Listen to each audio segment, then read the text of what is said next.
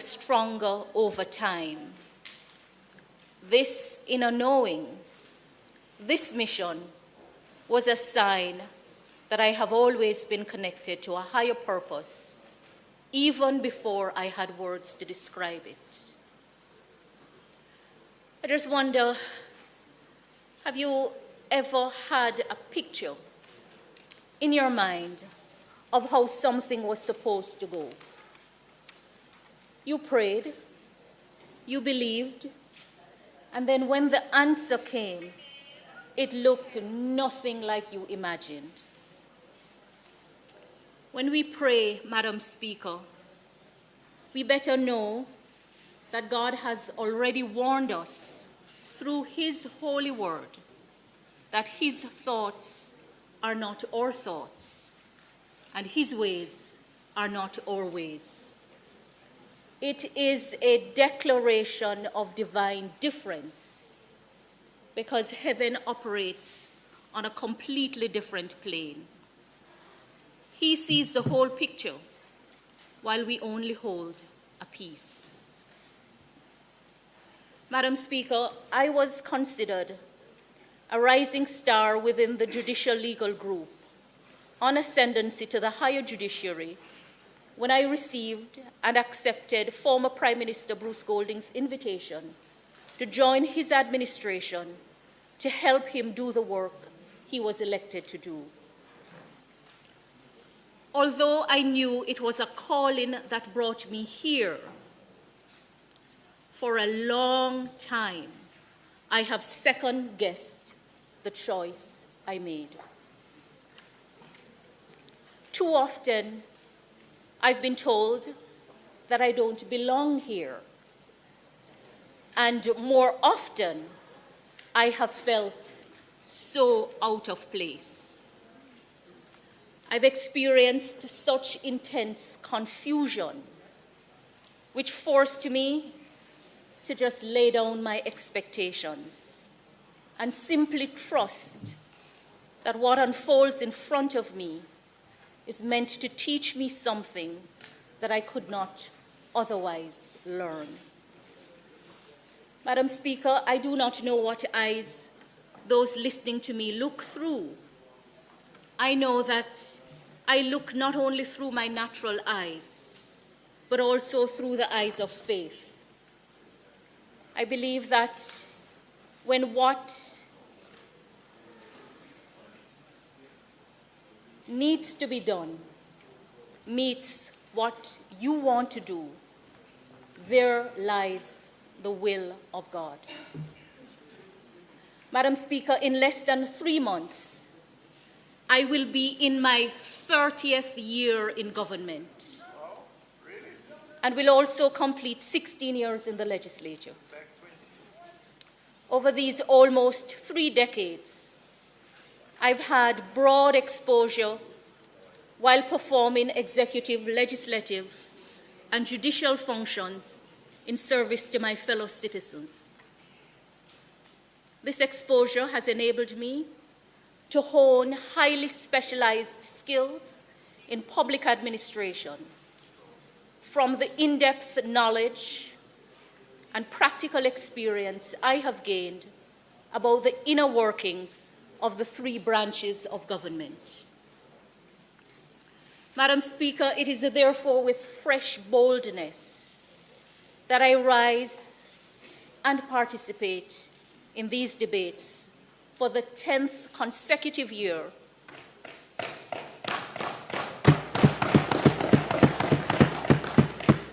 This is the 4th time as Minister of Legal and Constitutional Affairs. The other 6 times, I was in the role of Attorney General of Jamaica. Madam Speaker, I remain grateful to the Prime Minister for entrusting me with this role and the historic work that comes with it. I know that ministerial assignments are sometimes difficult to make, but when God works, He works in mysterious and some say mischievous ways. The Ministry of Legal and Constitutional Affairs was established a little over 3.5 years ago, and given one of the most difficult tasks to be undertaken in independent Jamaica. The small portfolio of assigned subject matters and departments is more than what meets the eyes, because it cross-cuts all of government in the places where we have been most challenged as a nation. Keeping government legal is no easy feat. Madam Speaker, I had to make sense of the assignment, as reforming government is also no easy feat. In fact, even more difficult is keeping government legal when so many who administer government do not know the extent of their powers, or they believe that they have more powers than they actually have. I began this ministerial assignment with one understanding and discovered something completely different along the way. Madam Speaker, as an administration, we have been pursuing long outstanding reforms to make the machinery of government more responsive and more responsible to the people. So far, we have made good progress in critical areas, but the work remains in progress on so many important matters.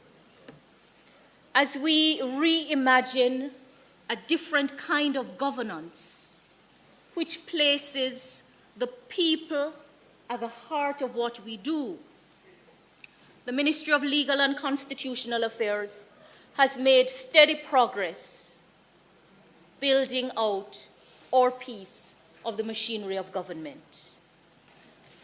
We have been exploring new technologies, adopting innovative approaches to engaging the people and educating them on the legal and constitutional reform program. We have been streamlining processes and fostering a culture of continuous improvement, not just reacting to issues, but proactively taking steps to reshape the legal and constitutional landscape. My time as Attorney General was undoubtedly the preparation ground I walked on, as the insights I gained from that office now shed light on the most difficult areas of my current assignment. Madam Speaker, I'm extremely proud of the achievements of my ministry over the short 3.5 years since it was established. During the reporting period, we copped the top award for excellence in strategic and operational planning in the public sector, all of government. This was not achieved by chance, but as a result of deliberate and thoughtful action. It was very difficult to build out a machinery and a ministry at the same time as we were preparing for the start of the journey on this leg of the road to republic. We have had to pivot many times, but always been meticulous and deliberate in planning and executing to achieve the desired outcomes. Madam Speaker, I will now turn to my report on the work done by the ministry during the reporting period of April 1, 2024 to March 31, 2025. Madam Speaker, the portfolio subject matter of legal education has traditionally focused on matters related to the regional agreement establishing the Council of Legal Education, and in particular the provision of subventions to the Norman Manley Law School, located on the Mona campus of the University of the West Indies. For the reporting period, the academic year 2023 to 2024, for the school, a total of 478 students were enrolled in the Certificate of Legal Education program. 262 students registered for year 1, 216 registered for year 2. 3 year 2 students withdrew from the program.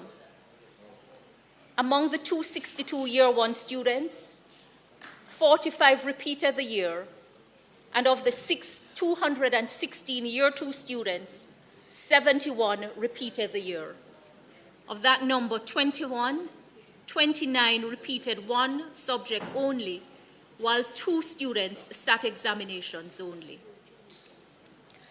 During the May and August evaluation periods, 73% of year 1 students successfully passed their examinations, while an outstanding 97% pass rate was achieved by year 2 students. The examination data for the 3 years since 2022, however, reflect a declining pass rate in most subjects. Notably, there was a significant decline in the pass rate in the year 2 subject Ethics, Rights and Responsibilities of the Legal Profession.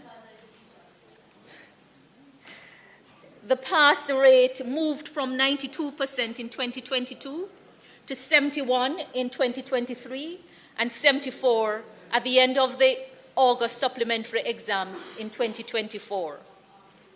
The year 1 subject, Landlord and Tenant, has also had high failure rates over time.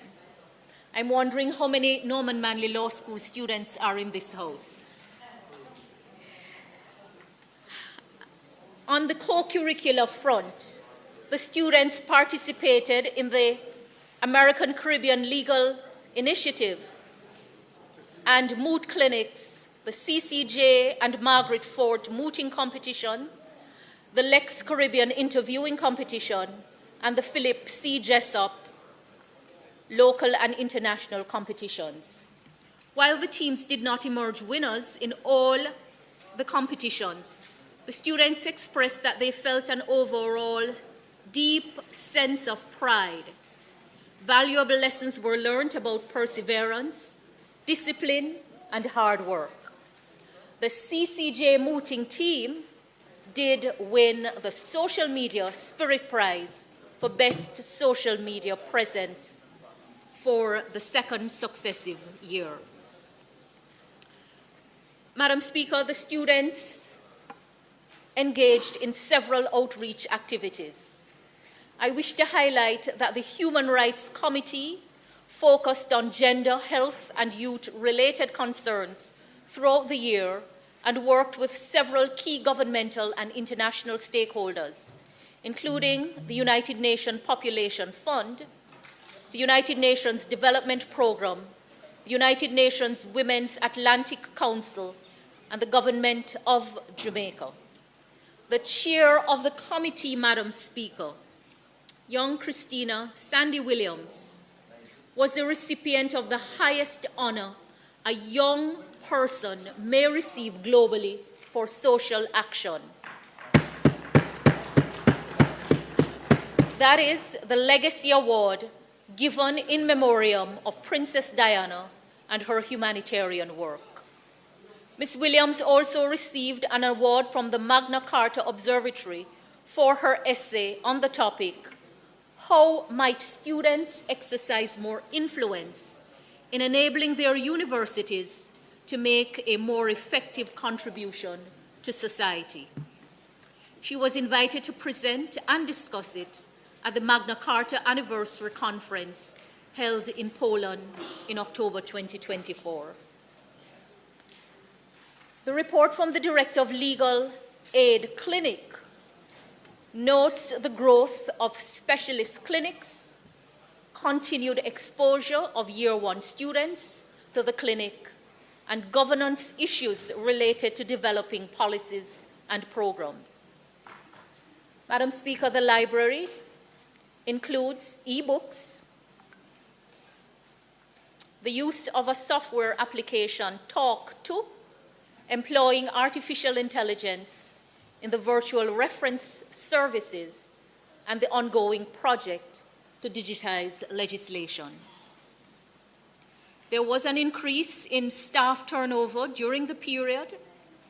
Exit interviews revealed among administrative staff the offer of a higher salary elsewhere was the main reason for leaving.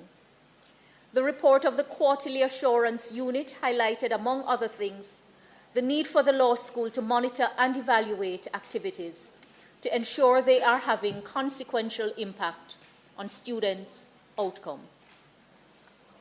Madam Speaker, the school also engaged in its 50th anniversary celebrations, which included a Golden Edition retirement and Christmas function. I ask that you join me in thanking Principal O. Carol Aina, Commander of the Order of Distinction, now on pre-retirement leave, for 28 years of devoted service to the Norman Manley Law School and the Council of Legal Education. 12 of those 28 years were served as principal of the school. We wish her well in retirement, and I look forward to welcoming her successor in the office of principal.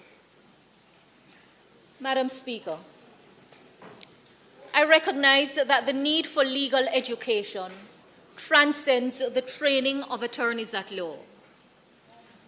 After all, good public administration requires a well-equipped cadre of public servants. The values of responsible citizenship must be carefully and deliberately cultivated and imparted.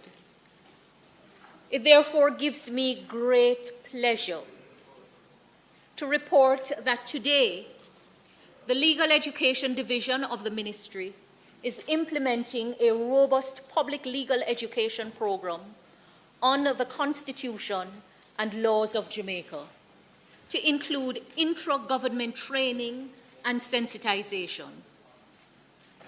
Madam Speaker, during the reporting period of April 1, 2024 to March 31, 2025, the division engaged approximately 11,400 people through sessions with approximately 52 entities across ministries, departments, and agencies, the private sector, civil society, churches, clubs, high schools, and vulnerable groups. The sessions included webinars, face-to-face meetings, online meetings, and more recently, town hopping to reach a wider cross-section of Jamaicans. In collaboration with the Ministry of Education, Youth, Skills, and Information, in all of its 7 regions, an island-wide school tour was launched. Generally, the goal of the school tour is to increase awareness and knowledge among the youths on the Constitution of Jamaica and the proposed amendments to it.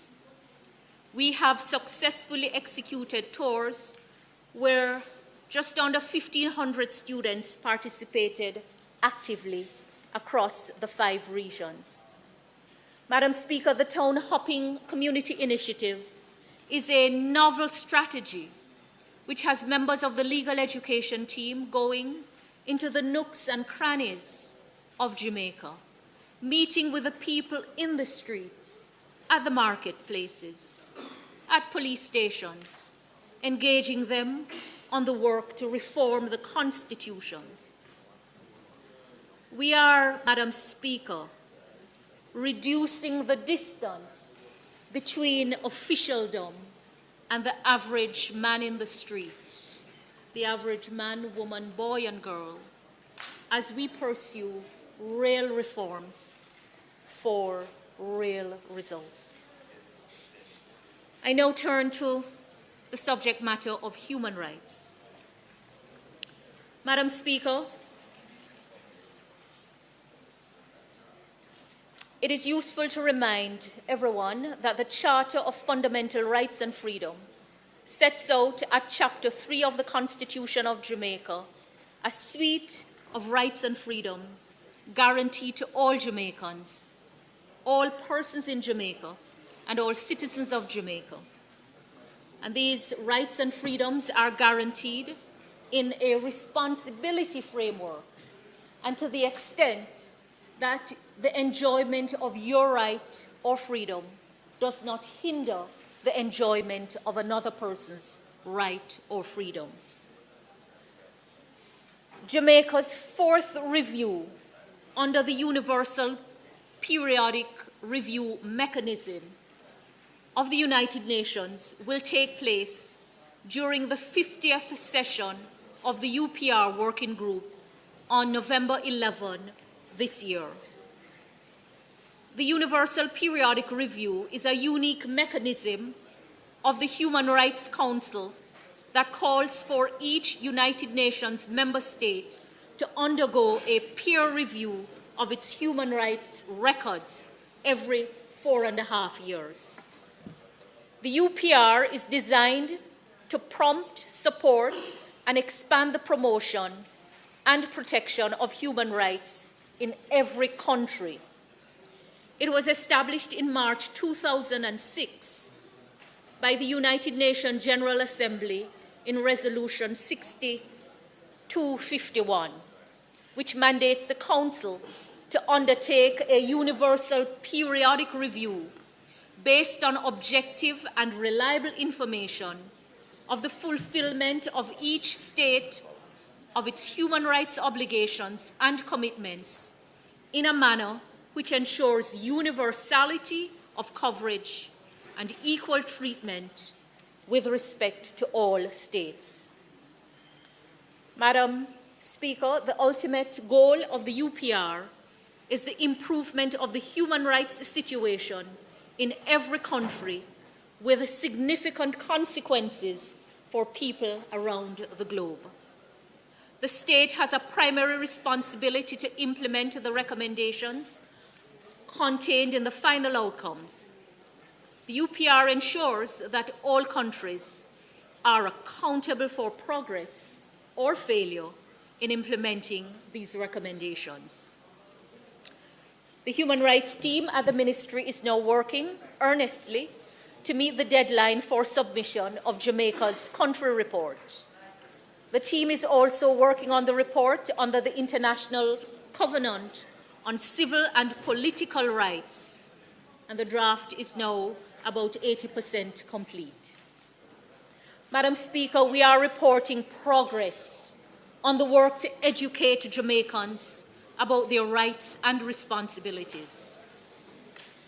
Several sensitization and engagement sessions have been held at high schools, and high schools where the students are eager, where they are responsive, where they are enthusiastic. We have also been at the Legal Aid Council Justice Fairs conducted by the Ministry of Justice and engaged in other outreach activities. We partnered with CVM Television to execute a nationwide high school tour. The Ministry also partnered with the Jamaica Association for Debating and Empowerment Limited to host a national high school human rights debate competition to commemorate International Human Rights Day. We had 20 high schools that competed. St. Jago and Woolmer's boys contested the finals, with St. Jago emerging as inaugural champions. The finals were streamlined on the YouTube channels of the Ministry and Television Jamaica.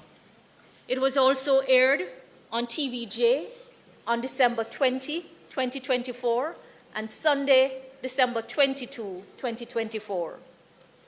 We intend to make this competition an annual event with the finals televised on International Human Rights Day, and to also increase the number of participating schools in the years to come.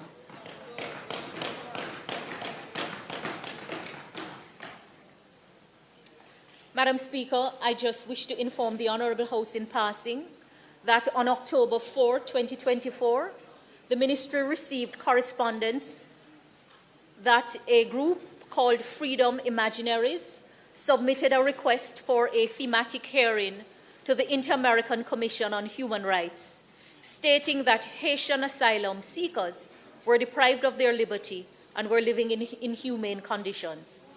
The claim further stated that Haitian children in state facilities were separated from their parents. We collaborated with the Ministry of National Security to submit instructions to the Attorney General's chambers for the defense.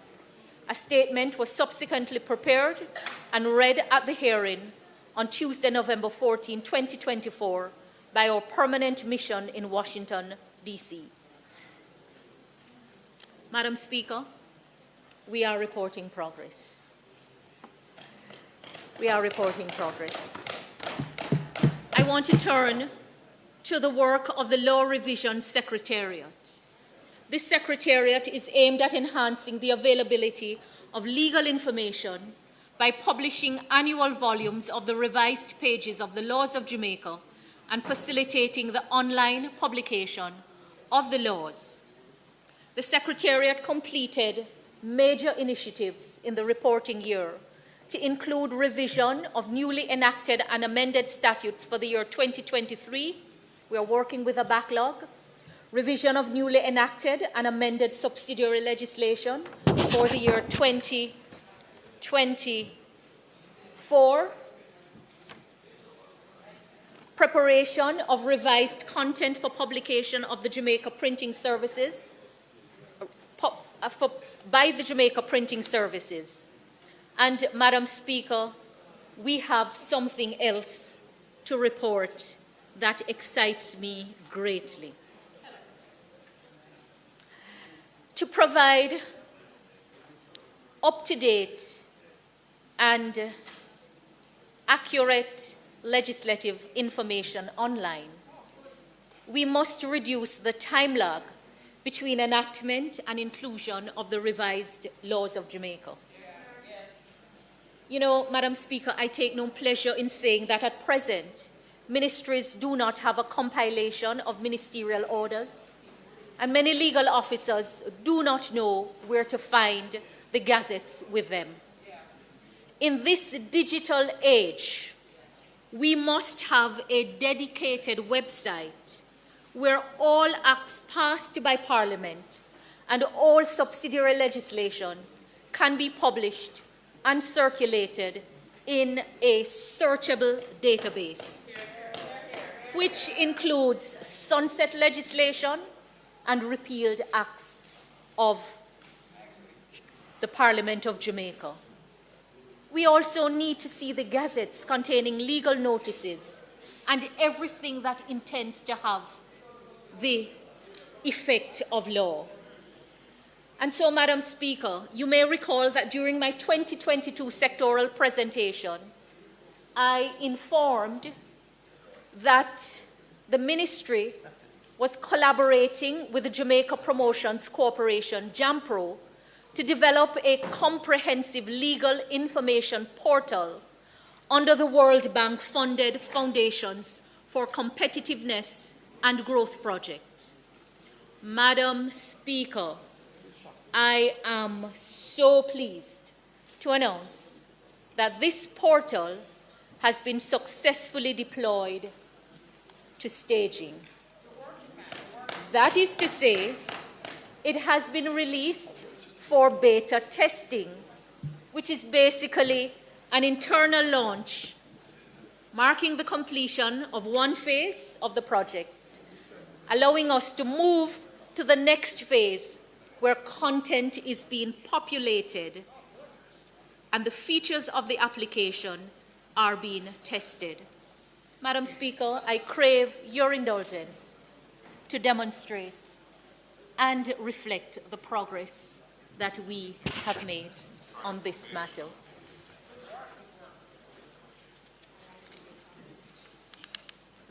Madam Speaker, we have before us the homepage. Can you take it back? The homepage for the Jamaica Legal Information Portal, what we call JLIP. Whether you are just curious or doing research, or you're making sure that you are following the rules, JLIP makes legal information easier to access and understand. I'd like to show you how to search for a law. Now, if you know the name of the law you're looking for, just type it into the search bar and click search. So let's say we want to find the Access to Information Act. We type it in, you click search, and it appears on the screen. One click does the trick. Madam Speaker, I think we're being challenged a little by the internet, but what will come up is the full legislation. But not only that, the full legislation. There is also an advanced search feature that allows you to search by legal topics. Before we get to that, just to say that when you search for the legislation, you can also find the subsidiary legislation, all regulations made under the Act. And that can come up side by side on the screen. May I just ask that we go back and show the principal legislation and the subsidiary legislation under the Access to Information Act.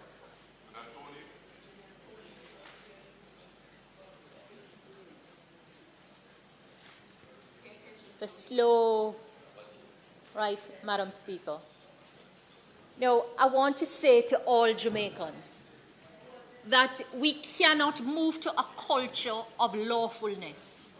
We can't deal with a high level of impunity and lawlessness in the society if we don't know what our laws are, if we don't know where to find them quickly, and when we find them, how to use them. And that is why my ministry has been working to have the laws available and also to educate the people. And we will be moving to simplify the versions. So, Madam Speaker, we move to the advanced search feature. And this allows you to search by legal topics. And so, if you click, for example, on citizenship and nationality, you will see a list of laws related to the subject matter. In fact, all of the laws on the statute book related to the subject matter will come up, and you just click on it. I want to go to the library page. I know time is against me, and I will be seeking enough time to complete the presentation, as I don't have too much longer to go. Madam Speaker, the library page has the laws grouped into categories, and you can browse them. You have the laws of Jamaica, the revised laws of Jamaica, the annual acts of parliament, the Jamaica Gazette publications. We also have, Madam Speaker, a constitution page. And when you click on that, you will see a historical overview of the Constitution of Jamaica. You will see the current consolidated version of the Constitution, which has all of the amendments since it came into effect in 1962 up to 2024. You'll see the original Constitution that came into effect at independence, but you will also see the other constitutions that Jamaica had in 1944 when we gained universal adult suffrage, and then in 1959. Madam Speaker, in this area, you can also go to the Hansard. And because truth and accuracy matter, we have the proceedings of the House on January 23, 1962, when the debate on the Independence Constitution was taking place right here in Gordon House. Madam Speaker, you will see those who were present listed there. You see the members of the cabinet. And if you scroll, Madam Speaker, you can even see some of the contribution made by the speakers at the time. Can we just move the page, please? You know, when I was doing the research for the constitutional reform work, and I went to the Hansard, I went to the archives, something struck me about what the then Premier, Norman Manley, said about an aspect of the Constitution. we were debating this issue of citizenship. And Norman Manley said, you become a British subject by virtue of citizenship in your country, it being one of the countries listed in the Act as a country where, if you were formerly a citizen of the United Kingdom and colonies, and you became a citizen of that country, you still become a British subject. He said there is a lot of misunderstanding about it. There is no such thing now as a Jamaican citizen. All citizens who derive their origin from the colony or belong to this country by virtue of birth and circumstances are citizens of the United Kingdom and colonies. And anybody who is naturalized here does not become a Jamaican citizen, but becomes a citizen of the United Kingdom and colonies. And I say, when a country becomes independent in the Commonwealth and passes a law and defines its own citizens, all citizens by virtue of the fact become Commonwealth citizens. Very interesting, Madam Speaker, very interesting. Time does not permit to take through all of the interesting things that Jamaicans will have access to on JLIP. But I'm so proud, Madam Speaker, that this administration is delivering in a big way a commitment that we have made. Madam Speaker, the next sections of my presentation will deal with the work of the Legal Reform Department, the Office of the Parliamentary Council, and then I get to the matter of constitutional reform, on which I will end. The mandate of the Legal Reform Department is, Madam Speaker, I know I may run against time, but I think I will crave everyone's indulgence to allow me to demonstrate another feature of the website where we provide help in the form of Garvey. So if you're searching on the website and you need help and you have a question, you want to ask and get something answered, you can get some help in that. So let's go to Garvey or helper or digitized assistant.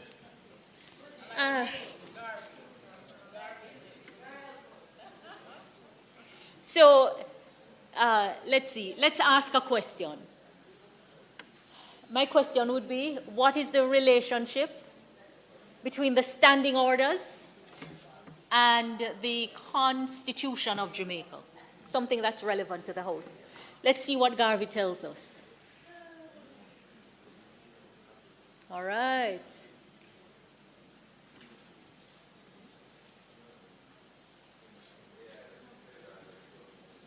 Can you zoom that up to see what it is saying?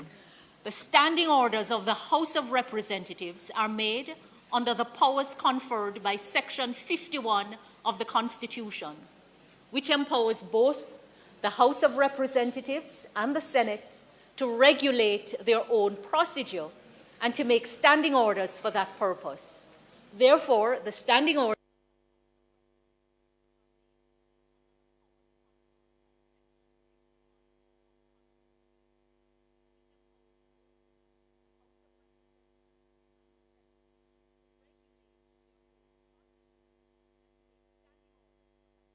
Open an account with the Insurance Employees Cooperative Credit Union today and enjoy attractive savings products and affordable loans with low rates and minimal fees.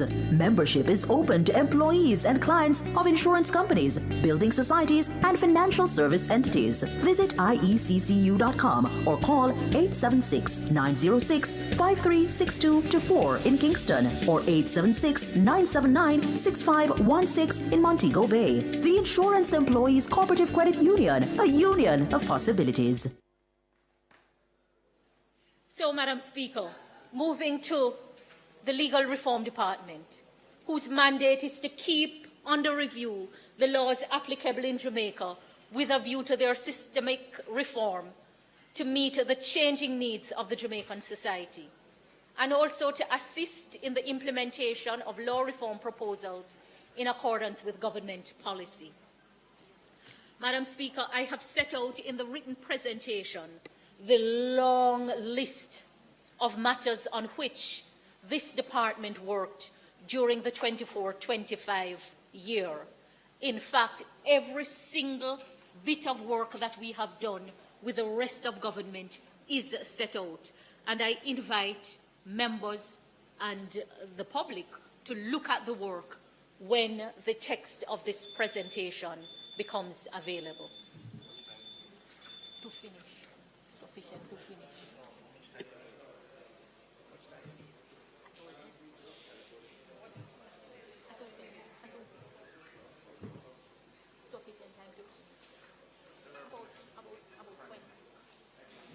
Madam Speaker, the Minister's time for speaking having been expired, I beg to move that it be extended by 15 minutes to allow her to conclude her presentation. May it please you, Madam Speaker. Members, the Minister's time for speaking has expired. I ask for an approval of 20 minutes to allow her to complete her presentation. We had some time.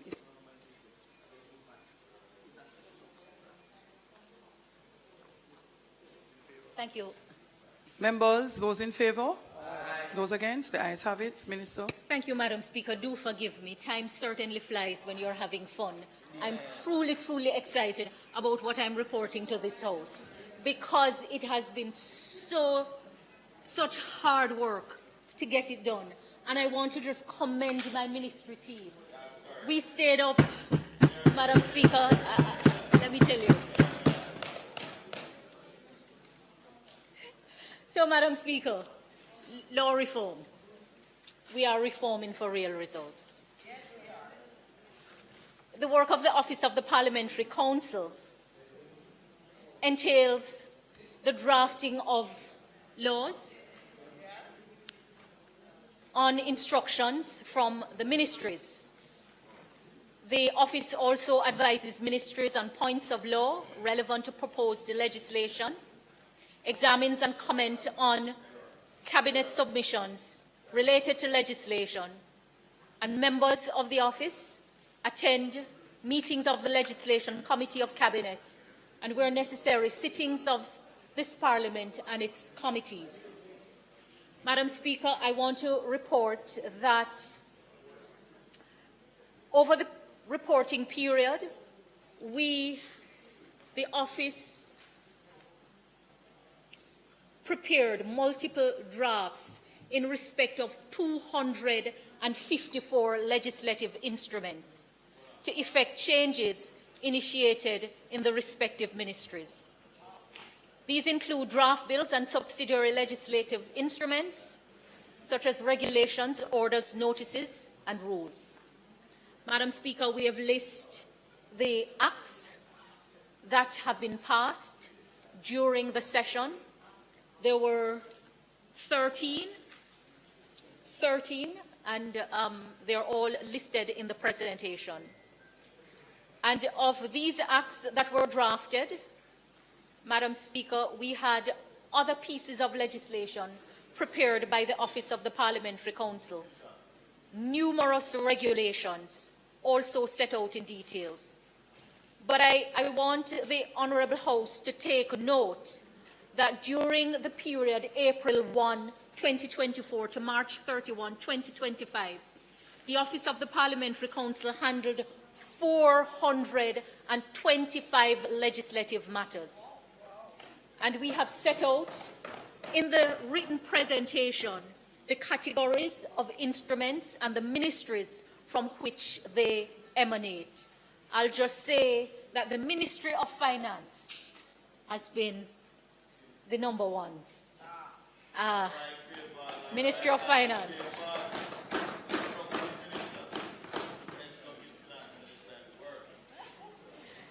And, Madam Speaker, we also have set out in the presentation a graph and a bar chart that will show how the matters are divided. But just to say again that in keeping with a strategy to deliver client-focused drafting services, the Office of the Parliamentary Council scored on average 93% on client feedback surveys taken in relation to its provision of drafting services during the year.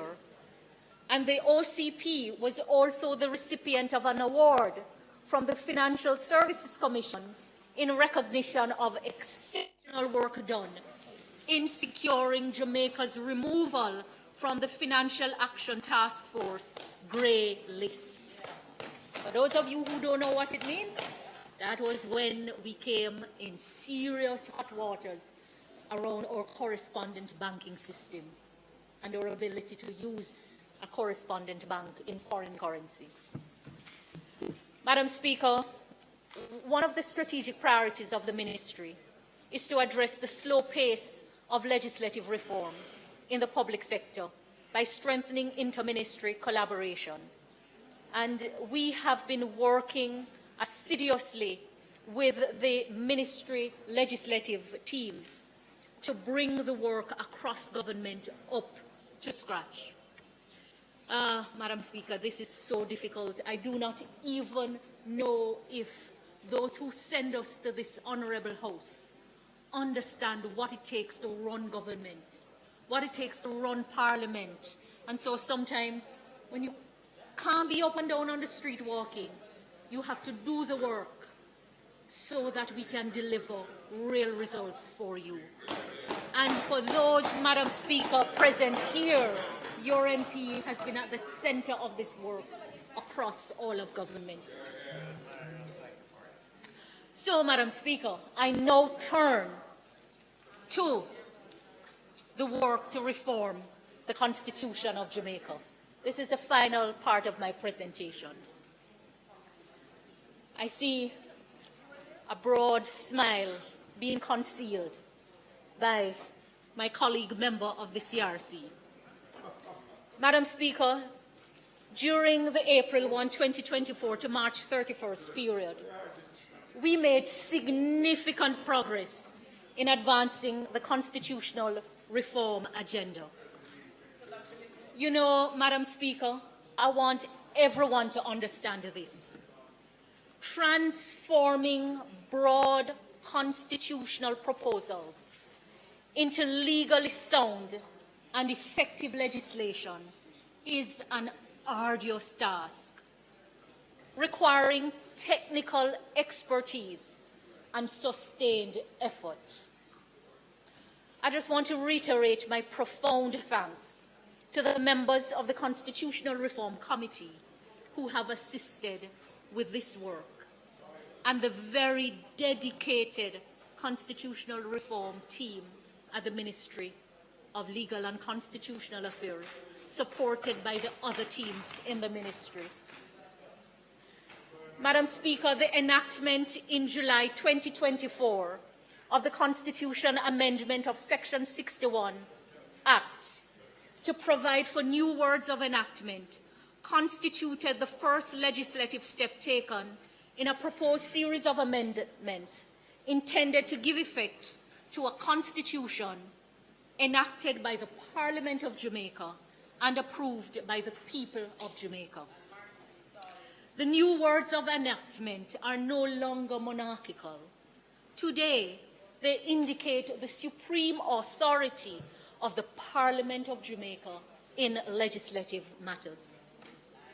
Madam Speaker, the tabling on December 10, 2024, in this Honourable House of the bill entitled An Act to Repeal the Jamaica Constitution Order in Council 1962 and to provide for the legal recognition and operation of the Constitution of Jamaica, notwithstanding the repeal of that order in Council, and to amend the Constitution to provide for a non-monarchical head of state, thereby establishing Jamaica as a republic, and to make other amendments in respect of certain other provisions of the Constitution, marked the farthest step taken to achieve the national goals of Jamaicanizing our independence constitution and transitioning Jamaica from a constitutional monarchy to a republic. all of the talks in previous years did not yield a bill tabled in the Parliament. Madam Speaker, in preparing for the tabling of the Republic Bill, the Ministry prepared and printed a consolidated version of the Jamaica Constitution. And, Madam Speaker, we clothe it in the Jamaican colors as a symbolic gesture of where we are going. You know, Madam Speaker, where we are now compels me. Madam Speaker has transformed to Mr. Speaker. Madam Speaker has transformed to Mr. Speaker in the person of the honourable member from St. James Central, my neighbour.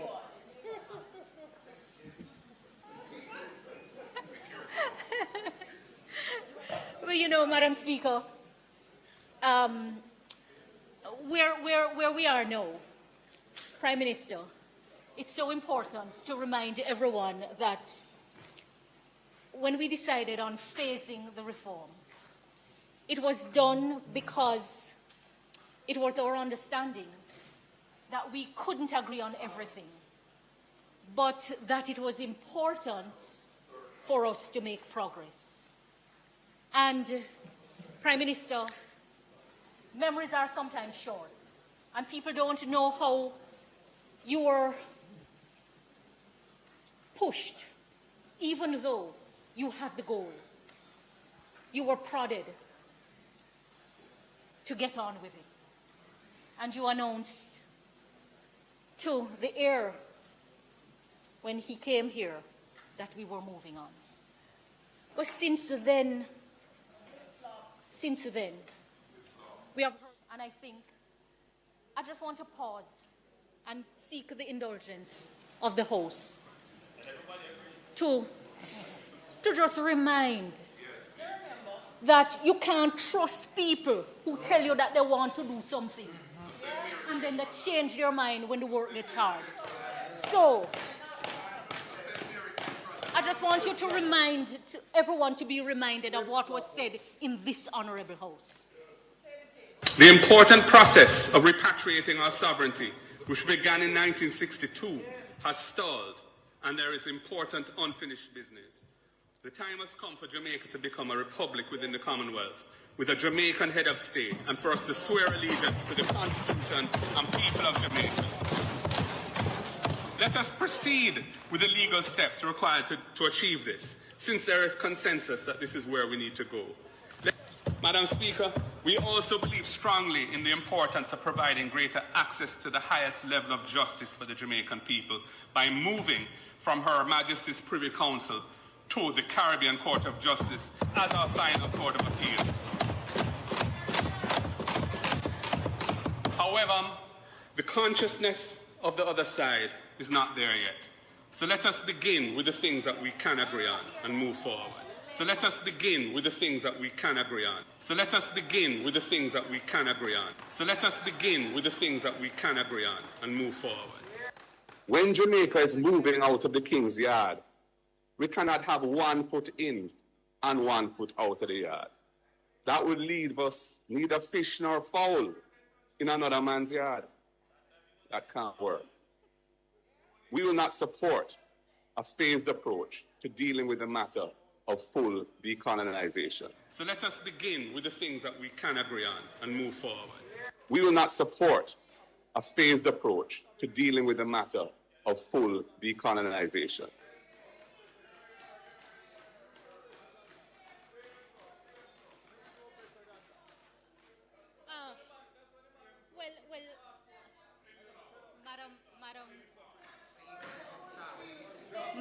Madam Speaker.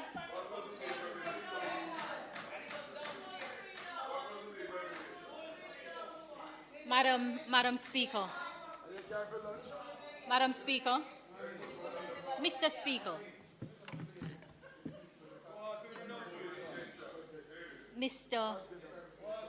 Mr. Speaker. you know, the question that is now before us is how much more can we achieve for the remainder of the life of this Parliament. But before I answer that question, you know, I began by saying that because we're in the last sectoral debate for the life of this Parliament, I've been reflecting deeper than usual. And here is the contradiction of transition. People beg for change, but get angry when the change requires work. People beg for change and are not prepared to show up and do the work.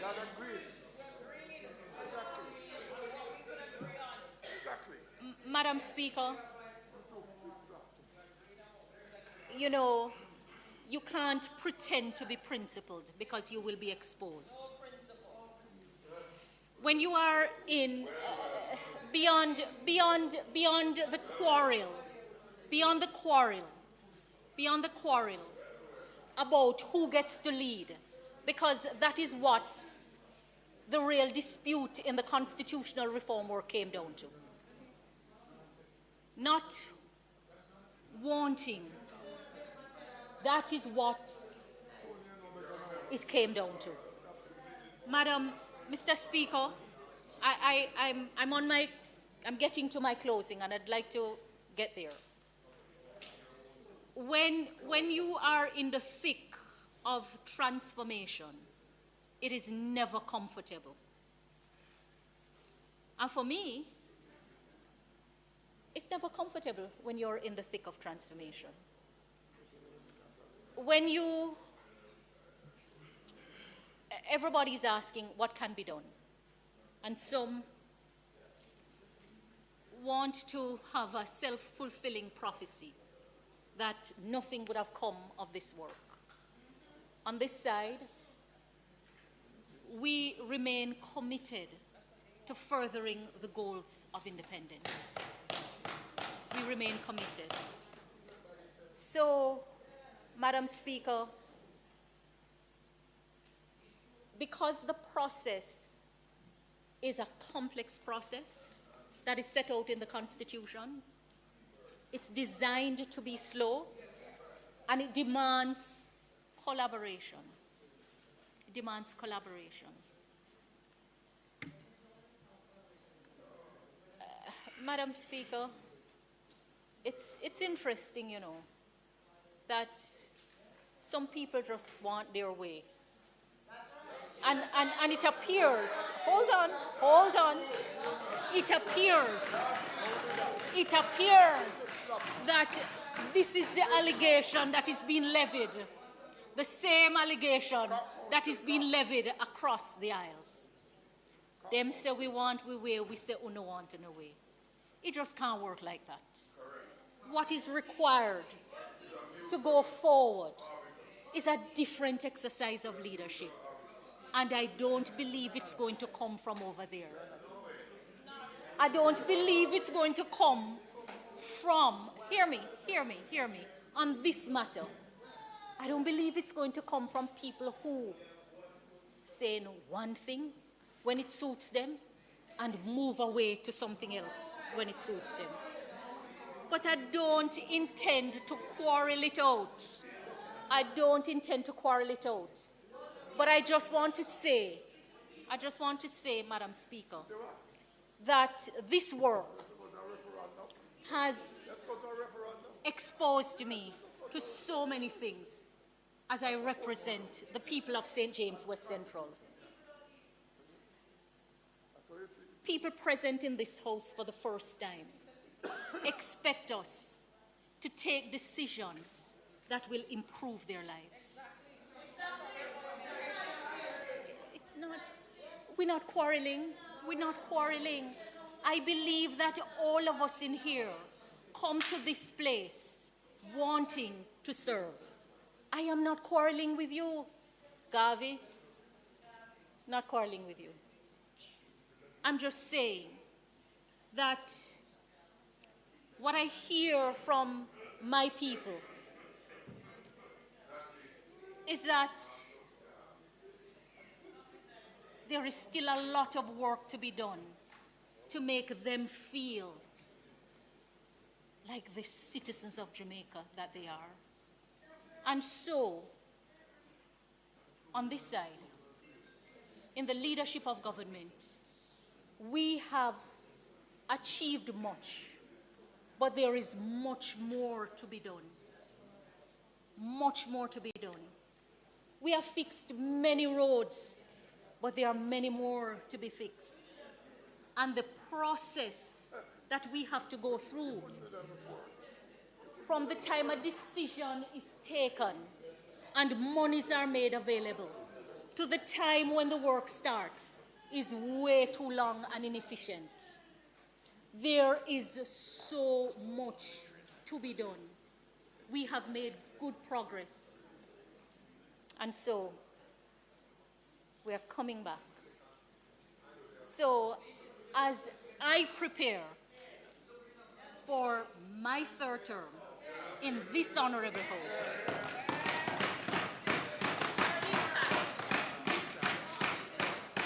I want to say thank you. Thank you. Thank you to the ministry team. I hope that my exercise of leadership has encouraged you to excellence. I know it's not always easy to take correction, but I just want to thank you for being a faithful team. I want to thank my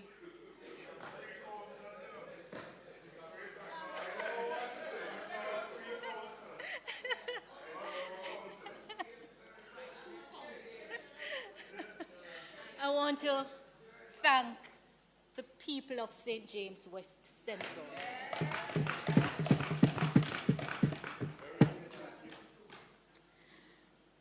I know it has been an interesting journey because my practice of politics is very different from what you've been used to.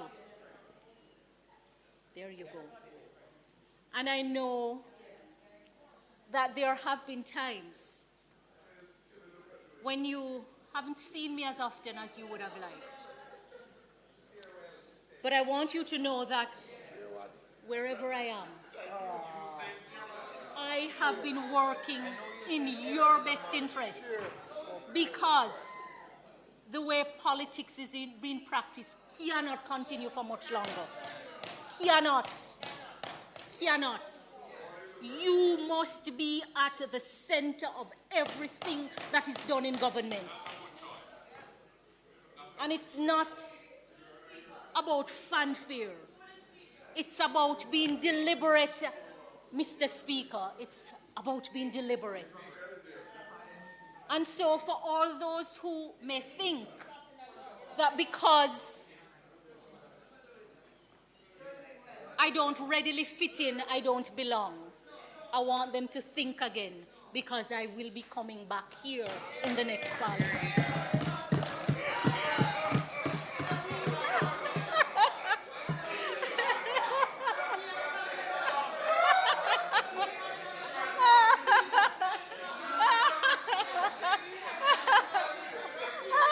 He knows that. No, that's what he needs. That's what he stayed to hear me say. That is what he stayed to hear me say. For everyone who thought I wasn't coming back, that's what he stayed to hear me say. But you know, Madam Minister. Mr. Speaker, finally, Minister. I want to thank. Minister, I hope it is finally. Mr. Speaker, you know that all of us who come here bank on the support of our family. Our family by blood and our family by choice. And I have family in both categories here who have stood with me.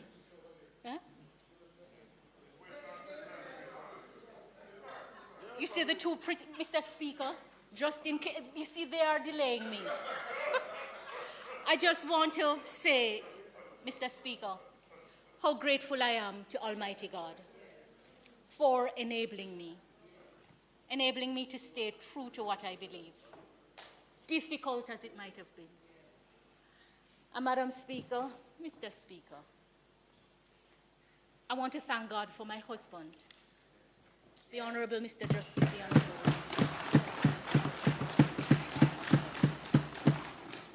I so regret that he's not able to be in the House today. But you know, Mr. Speaker, in my house, doing what's right matters. My husband has been an outstanding public servant in this country.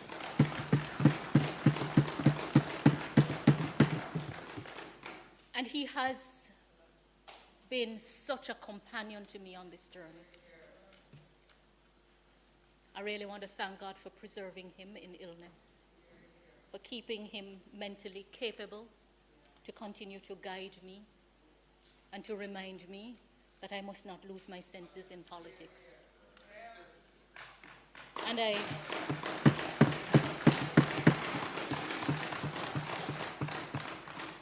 as I've always prayed, I pray that God will continue to grant me the wisdom to discover the right, the will to choose it, and the strength to let it endure. Thank you.